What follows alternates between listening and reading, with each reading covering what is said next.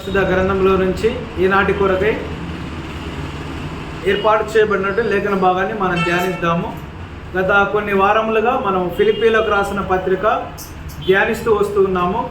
So గడిచిన వారంలో ఫిలిప్పీలకు రాసిన పత్రిక 4వ అధ్యాయము 1 నుండి 7 వచనాలు మనం చూసుకున్నాము.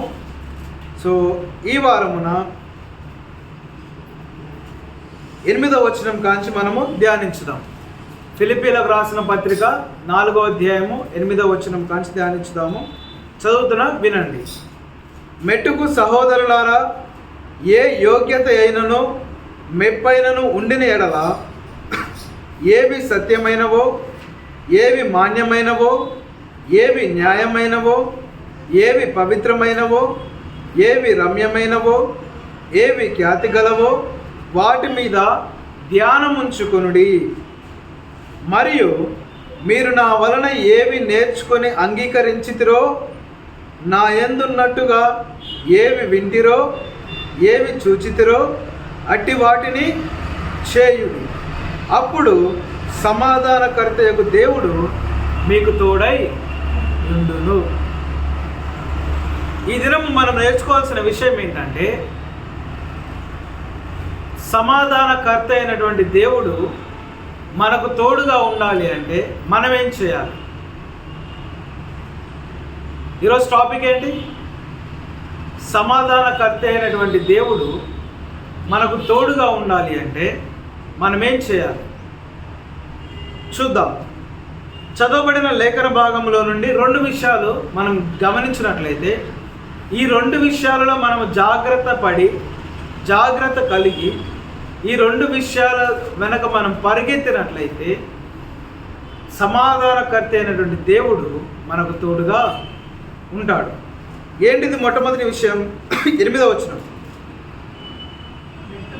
మెట్టుకు సహోదరులారా, ఏ యోగ్యత అయినను మెప్పైనను ఉండిన ఎడల ఏవి సత్యమైనవో, ఏవి మాన్యమైనవో, ఏవి న్యాయమైనవో, ఏవి పవిత్రమైనవో, ఏవి రమ్యమైనవో, ఏవి ఖ్యాతి గలవో వాటి మీద. మొట్టమొదటిగా మనం చేయాల్సిన అంశం ఏంటంటే, మన ధ్యానం అనేది ఈ విషయాలపైన నిలపాలి. మన హృదయంలో, మన జీవితంలో మనము కొన్ని విషయాలను ధ్యానిస్తూ ఉండాలి. మనస్సు నిలిపి, ఏకాగ్రత నిలిపి ఈ యొక్క విషయాలను ఫాలో కావాలి. ఎప్పుడైతే ఈ యొక్క విషయాలను ధ్యానించడం అంటే, ఒక ఉదాహరణ ఇస్తా. యెహోవా ధర్మశాస్త్రమందు ఆనందించు దివారాత్రములు దానిని ధ్యానించువాడు ధన్యుడు. ధ్యానించడం అంటే చదవడం మాత్రమే కాదు, చదువుతూ అర్థం చేసుకొనుచు పదే ధ్యానము అంటే రిపీటెడ్. ఒకసారి చదివి వదిలేయడం కాదు, ఒకసారి చదివి పక్కన పెట్టడం కాదు. ధ్యానించడము అంటే అందులో లీనమైపోవాలి మనం. ఎగ్జాంపుల్, మనము యోగా సెంటర్లో చూస్తే ధ్యానము అంటారు కదా. ధ్యానము అంటే 1 నిమిషం చేసి వదిలేస్తారా? ఒక 10 నిమిషాలు చేసి వదిలేస్తారా? ఒక అరగంట చేసి వదిలేస్తారా? లేదు, గంటల తరబడి ధ్యానం చేస్తారు. రెండవది, ధ్యానం చేస్తున్నారు అంటే అసలు ఏం చేస్తున్నారు వాళ్ళు? ధ్యానంలో లీనమైపోయి వాళ్ళు మైమరిచిపోయి వారు దేనిపై, ఏ అంశం మీద అయితే ధ్యానం ఉంచారో, మన మనస్సు నిలిపారో. ధ్యానం ఈజ్ నథింగ్ బట్ మన మనస్సు ఒక అంశం పైన, ఒక దానిపైన కేంద్రీకరించి దానిని మనం సొంతం చేసుకునేంత వరకు, అనగా మనం దాని కంట్రోల్లోని కాదు, అది మన కంట్రోల్కి వచ్చేంత వరకు,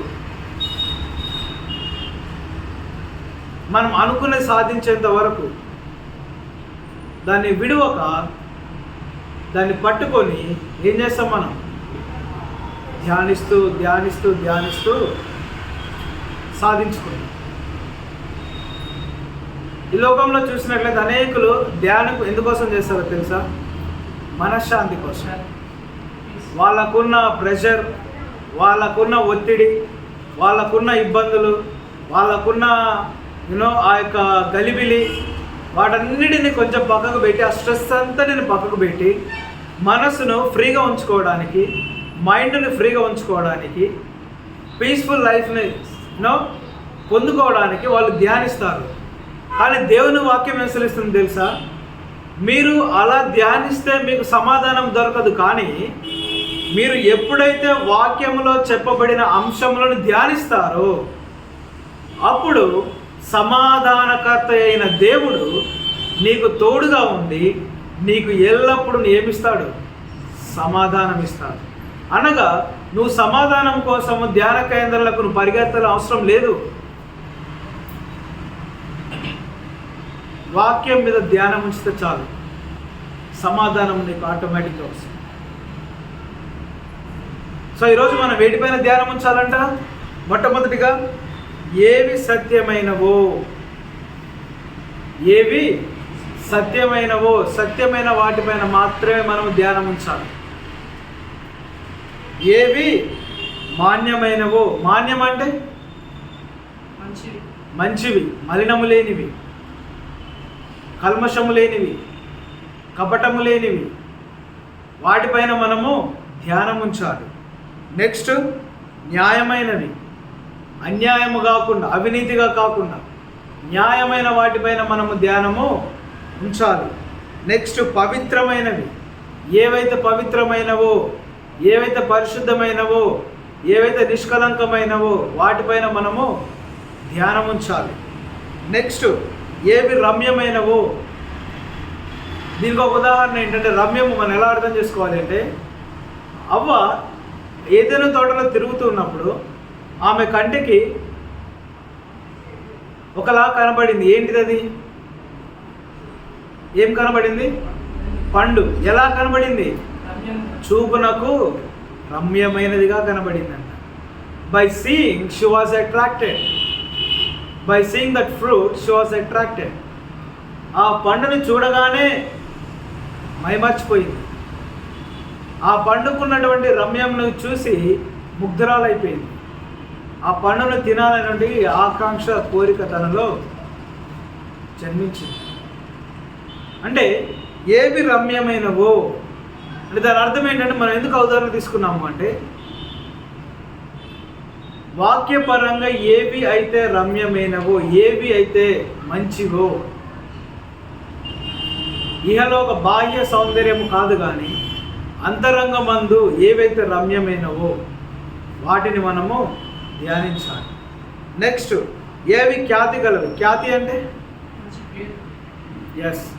పేరు పొందినవి, ప్రఖ్యాతి, గొప్పవి, ఘనత వహించినటువంటి, పేరు పొందినటువంటి, బహుగా చెప్పబడేటువంటి, పొగడబడేటువంటి వాటిపైన మనము ధ్యానం ఉంచాలి. నెక్స్ట్ వాటిపైన ధ్యానం ఉంచాలి. ఇక్కడ ఉన్నటువంటి ప్రశ్న ఏంటంటే, ఈ ఖ్యాతివైనవి, రమ్యమైనవి, పవిత్రమైనవి, న్యాయమైనవి, మాన్యమైనవి ఇవన్నీ ఎక్కడ దొరుకుతాయండి? ఇవన్నిటిని దేనిలో మనం చూడగలము? ఈ క్వాలిటీస్ అన్నీ దేనిలో మనం చూడగలము?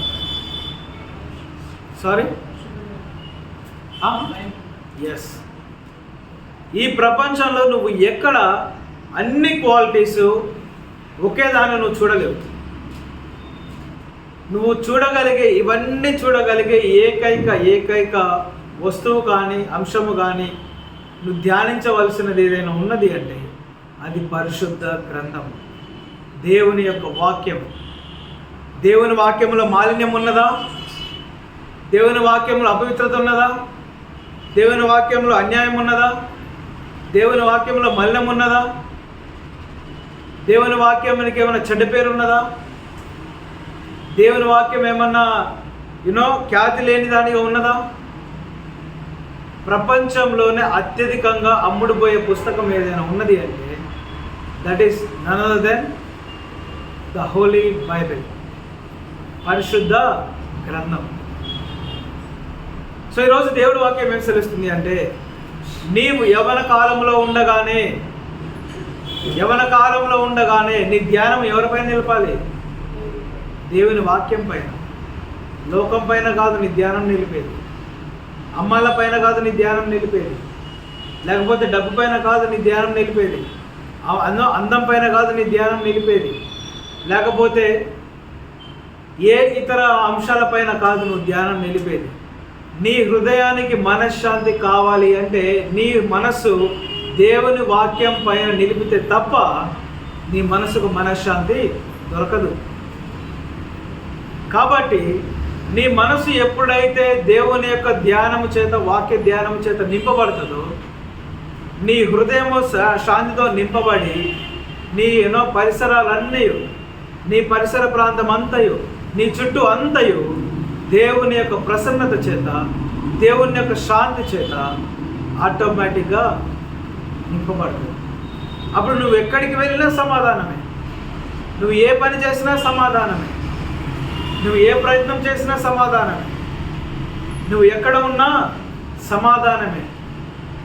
ఆ సమాధానాన్ని చూసి జనులు అంటారు, ఎక్కడి నుంచి వస్తుంది ఇంత ప్రశాంతత, ఎక్కడ నుండి వస్తుంది బ్రదర్కి ఇంత శాంత గుణం, ఎంత పీస్ఫుల్గా ఉండగలుగుతున్నాడు, ఎంత సమాధానంగా ఉండగలుగుతున్నాడు, ఎంత నిమ్మలంగా ఉండగలుగుతున్నాడు, అసలు ఎక్కడి నుంచి వస్తుంది? మాకు ఉండలేకపోతున్నాం, చీటీ మాడికి చిరాకు పడుతున్నాం, కోపడుతున్నాం, ద్వేషిస్తున్నాం, ఏదైనా జరగగానే నిందిస్తున్నాం, నోరు జారుతున్నాం, కానీ ఎక్కడి నుంచి వస్తుంది బ్రదర్కి ఇంత నిమ్మలత్వం, మృదుత్వం, శాంత స్వభావం? కేవలం ఎప్పుడైతే దేవుని వాక్యం పైన నువ్వు ధ్యానం నిలుపుతావో, దేవుని వాక్యాన్ని హృదయంలో నింపుకుంటావో, ఆటోమేటిక్గా నీ హృదయం అంతా దేవుని యొక్క సమాధానం చేత నింపబడి నీ వెళ్ళి చోటల్లా ఆయన సమాధానపరుస్తూ సమాధానాన్ని నీకు ఆశీర్వాదముగా అనుగ్రహిస్తారు. కాబట్టి మొట్టమొదటిగా మనము మన జీవితంలో సమాధానం పొందుకోవాలంటే మనం ఏం చేయాలి బ్రదర్స్? ఏం చేయాలి? మనం దేవుని యొక్క వాక్యం పైన మనం ధ్యానము చేయాలి. దేవుని యొక్క వాక్యాన్ని మనం ధ్యానము చేయాలి. ధ్యానము అంటే ఏమంటే పడేసే చదివి పక్కన పెట్టడం కాదు, చదివి వదిలేయడం కాదు. ఆవులకి గేదెలకి ఒక మంచి గుణం ఉంటుంది తెలుసు ఏంటో? ఆ ఆవు కానీ గేదె కానీ తినేంతసేపు తింటుంది, తిన్న తర్వాత ప్రశాంతంగా కూర్చుంటుంది. కూర్చున్న తర్వాత అప్పుడు ఏం చేస్తుంది? మరలా ఆవు లేదా గేదె తిన్నది నెమరు వేసుకుంటూ ఉంటుంది. అంటే ఆ గడ్డిలో ఉన్నటువంటి, ఆ పచ్చని గడ్డిలో ఉన్నటువంటి ఆ రుచిదనాన్ని, ఆ గడ్డిలో ఉన్నటువంటి శ్రేష్టత్వాన్ని, ఆ గడ్డిలో ఉన్నటువంటి పోషకాలను, ఆ గడ్డిలో ఉన్నటువంటి తినడంలో ఉన్నటువంటి ఆ యొక్క రుచిని నెమరు వేసుకుంటూ, ఎంజాయ్ చేసుకుంటూ ఆస్వాదిస్తుంది ఆ గడ్డిని. అవునా కాదా? అప్పుడే దానికి కడుపు నింపుతుంది, తృప్తిగా ఉంటుంది, తృప్తిగా ఉంటుంది ఆవు లేదా గేదె. సేమ్ వే మనము కూడా చర్చిలో వాక్యం వినగానే సరిపోదు, వినిన వాక్యాన్ని వారం అంతా ధ్యానం చేసుకోవాలి. నువ్వు ఎక్కడికి వెళ్తే అక్కడ ఈరోజు ఏం నేర్చుకున్నావు, ఈరోజు దేవుడు నాతో ఏం మాట్లాడిండు, ఏ అంశాలు దేవుడు మాట్లాడిండు, నేను ఎలా ప్రయత్నించాలి అంశాలను ఫుల్ఫిల్ చేయడానికి, ఆ విన్న మాటలు దేవుని వాక్యాన్ని నేను ఫుల్ఫిల్ చేయడానికి నేను ఇంకెలా ప్రయాసపడాలని నిరంతరం నీ యొక్క ఆలోచనలో రిపీటెడ్ అవుతూ ఉండాలి. మరల నువ్వు ధ్యానిస్తూ ఉన్నప్పుడు నీకు తెలవకుండానే ఆ వాక్యంలో ఉన్నటువంటి వెలుగు, ఆ వాక్యంలో ఉన్నటువంటి శక్తి, ఆ వాక్యంలో నుండి పవిత్రత, ఆ వాక్యంలో ఉన్నటువంటి జీవము నీలో నింపబడి నీకు తెలియకుండానే నీ బ్రతుకు మారిపోతుంది, నీకు తెలియకుండానే నీ ఆలోచనలు మారిపోతాయి, నీకు తెలియకుండానే నీ ప్రవర్తన మారిపోతుంది, నీకు తెలియకుండానే నీ మాట మారిపోతుంది, నీకు తెలియకుండానే నీ పిలుపు మారుతుంది, నీకు తెలియకుండానే నీ వస్త్రధారణ మారుతుంది, నీకు తెలియకుండానే నీ వేషధారణ మారుతుంది, నీకు తెలియకుండానే దేవుని సారూప్యంలోనికి నువ్వు రూపాంతరం చెందడము నువ్వు కాదు, ఇతరులు గమనిస్తారు. ధ్యానంలో ఇంత గొప్ప ధన్యత ఉన్నది. కాబట్టి ప్రతి ఒక్కరము మనం దేవుని వాక్యాన్ని ధ్యానించాలి. రెండవ వచనముగా చూసుకున్నట్లయితే 9వ వచనం, మరియు మీరు నా వలన ఏవి నేర్చుకొని అంగీకరించితిరో, నాయందున్నట్టుగా ఏవి వింటిరో, ఏవి చూచితిరో. ఎస్, నెంబర్ 1 ఏంటంటే ధ్యానము చేయాలి. రెండవది ఏంటంటే ధ్యానము చేసిన వాటిని ఆచరణలో పెట్టాలి. రెండోది ఏమంటూ ఉన్నాడు? చేయుడి, క్రియ. This is a verb, isn't it? పని, క్రియ. అంటే వాక్యం వినడం మాత్రమే కాదు కానీ, ధ్యానించడం మాత్రమే కాదు కానీ, వాక్యం ఏదైతే చెప్తూ ఉందో, మీరు దేన్నైతే అంగీకరించారో వాటన్నిటిని మీరు చేయడానికి పూనుకోవాలి. నీ జీవితంలోనికి, నీ కుటుంబంలోనికి, నీ వ్యక్తిగత జీవితంలోనికి సమాధానం రావాలి అంటే దేవుని వాక్యాన్ని క్రియలలో చేయడానికి నువ్వు పూనుకోవాలి. నువ్వు ఎప్పుడైతే సిద్ధపడతావో సమాధాన పడతావు. నువ్వు ఎప్పుడైతే వాక్యం కొరకు సిద్ధపడతావో దేవుడు నీ కొరకు సమాధానాన్ని సిద్ధపరుస్తాడు. నువ్వు ఎప్పుడైతే వాక్యాన్ని అనుసరించడానికి, ఆచరించడానికి, అవలంబించడానికి సిద్ధపడతావో ఆ సమాధానం నీ జీవితంలో పనిచేయడానికి సిద్ధపాటు పడుతుంది. కాబట్టి రెండవ అంశం ఏంటి? పౌలు గారు ఏమంటున్నాడు క్లియర్గా? మీరు ఏమి వింటిరో నెంబర్ 1, నెంబర్ 2 వేటిని అంగీకరించిదురో. అనగా మరలా సువార్తని మనం ఒకసారి జ్ఞాపకం చేసుకుంటే, సువార్త అనగా ఏంటంటే, మారు మనసు రక్షణ అనగా ఏంటంటే, ఫస్ట్ మనం ఏం చేయాలి? వాక్యాన్ని వినాలి. వినిన తర్వాత నెక్స్ట్ ఏం చేయాలి? మనము అంగీకరించాలి, ఒప్పుకోవాలి. అదే పౌలు గారు అన్నారు, మీరు ఏమి వింటిరో, వినిన తర్వాత ఏమి అంగీకరించితిరో. నెక్స్ట్ ఏమన్నాడు? మరలా ఏమి చూచితిరో అట్టి వాటిని, విన్న వాటిని, అంగీకరించిన వాటిని, చూసిన వాటిని మనం కూడా చేయాలి. అప్పుడు మాత్రమే సమాధానకర్తయగు దేవుడు మనతో కూడా వస్తాడు, మనలో ఉంటాడు, ఆ సమాధానాన్ని మనకు పరిచయం చేస్తాడు. అవునా కదా? కాబట్టి దేవుడు వాక్యం సెలవిచ్చిన రీతిలో వినిన వాక్యాన్ని మనం ఏం చేయాలి? అంగీకరించాలి. ఒకవేళ నీ హృదయం కఠినపరుచుకుంటూ ఉన్నట్లయితే నువ్వు సమాధానం పొందుకోలేవు, సమాధానం ఉండదు. నీ హృదయంలో దేవుని వాక్య నిమిత్తమై నువ్వు కఠినపరుచుకుంటే నీ జీవితంలోనికి సమాధానపు మార్గాలు, ద్వారాలు తెరవబడవు. ఎందుకనగా ఆ సమాధానం నీ హృదయంలోనికి వస్తానికి నీ హృదయం మెత్తగా లేదు, నీ హృదయము దున్నబడలేదు, నీ హృదయము చదును చేయబడలేదు.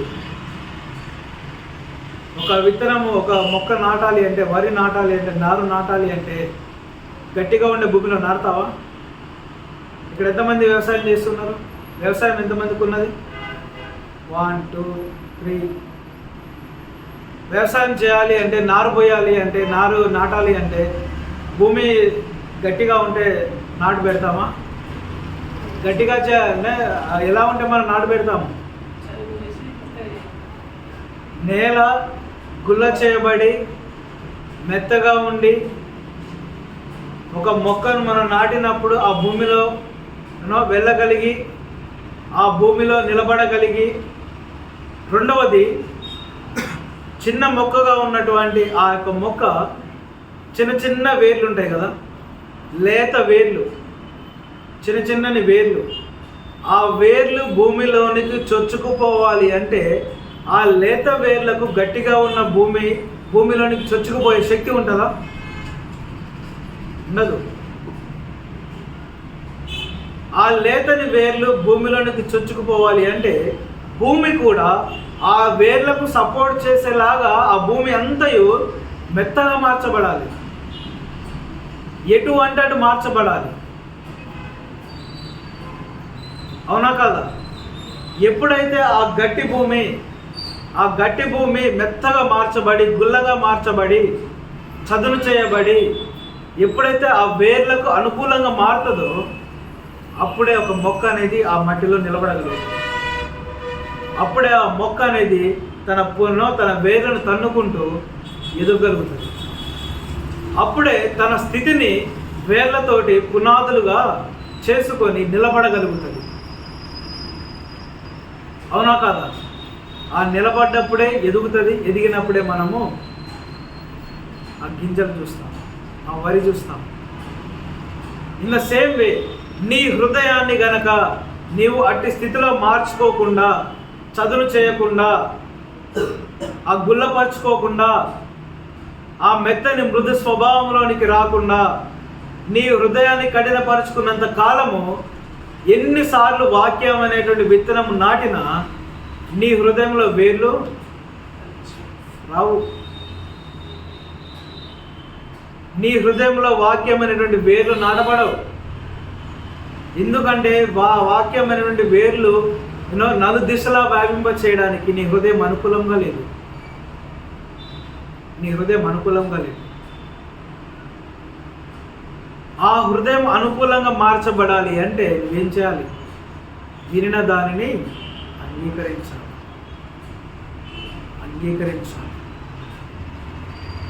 అంగీకరించినప్పుడు మాత్రమే నీ హృదయం మెత్తగా హృదయంగా మార్చబడి, చదును చేయబడి, దున్నబడి, వాక్యమైనటువంటి నీళ్ళ చేత సారవంతముగా మార్చబడి, దమ్ చేయడం అంటారు కదా, దమ్ చేస్తాం కదా పొలాన్ని. దమ్ చేయడం అంటే ఫస్ట్ దున్నిన తర్వాత, నీరు పెట్టిన తర్వాత, మరలా అక్కడక్కడ గట్టి ఉంటుంది కదా, కొన్ని మొత్తం ఆ నీళ్ళకి కానీ చదును చేయబడకుండా అక్కడక్కడ గట్టిగా ఉంటుంది భూమి. మరలా దాన్ని ఏం చేస్తారు? నీళ్ళు పెట్టిన తర్వాత మరలా మెత్తబడిన తర్వాత మరలా 1కి 10 సార్లు దమ్ము చేసి, చదును చేసి, అనుకూలంగా గడిచి మెత్తగా చేస్తారు. దున్నముకు ముందే మన అడుగు ఎక్కడైతే అక్కడనే ఉంటుంది. అడుగు దమ్ము చేసిన తర్వాత అక్కడనే ఉంటుంది అడుగు. మోకాలు దారుతుంది, కిందికి పోతుంది. అవునా కదా?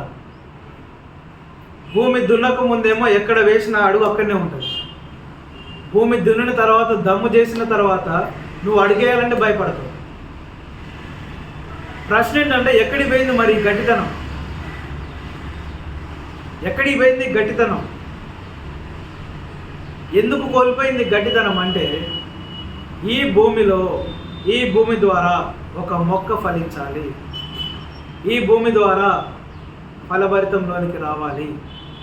ఈ ఫలభరితమైన మొక్కగా మారాలి అంటే మొట్టమొదటిగా కఠినముగా ఉన్నటువంటి నా భూమిని నేను మెత్తగా మార్చుకోవాలని. భూమి తన స్వభావాన్ని కోల్పోయి నీళ్ళ ద్వారా ఏమవుతుంది? మార్చబడి ఆ గట్టితనం ఎడిపోతుందో అప్పుడు దమ్ము చేసిన తర్వాత కదా. దమ్ము చేసిన తర్వాత అప్పుడు నువ్వు మొక్కను నాటితే ఆ మొక్కకు విలువ, ఆ మొక్కకు ఫలింపు, ఆ మొక్క ద్వారా వరి. ఇదంతా ఎందుకు చెప్తున్నాను అంటే, నీ జీవితంలో కూడా, నీ యొక్క హృదయంలో కూడా వాక్యం అనే విత్తనము ఫలింపులోనికి రావాలి అంటే నీ హృదయము కూడా ఆ యొక్క భూమి వలె సారవంతముగా మార్చబడి వాక్యాన్ని నీ హృదయంలో విత్తబడడానికి అనుకూలంగా మార్చుకోవాలి. నీ హృదయాన్ని నీకు నువ్వే మార్చుకోవాలి. అంగీకరించాలి వాక్యాన్ని. నీ యొక్క హృదయాన్ని చదును చేసుకోవాలి. వాక్యమైనటువంటి నీళ్ళ ద్వారా నీ హృదయాన్ని మెత్తపరచుకోవాలి.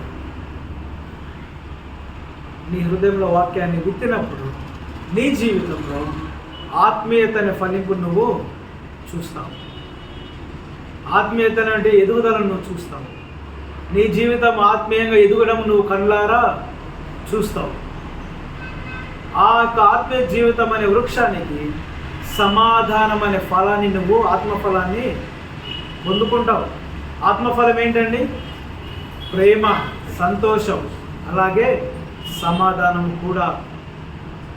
నీ హృదయంలో ఆ సమాధానం అనేటువంటి ఆ యొక్క ఆత్మఫలము ఫలించాలి అంటే మొట్టమొదటిగా నీ హృదయము కఠినత్వంలో నుండి మృదుత్వంలోనికి మార్చబడి దేవుని యొక్క వాక్యముల చేత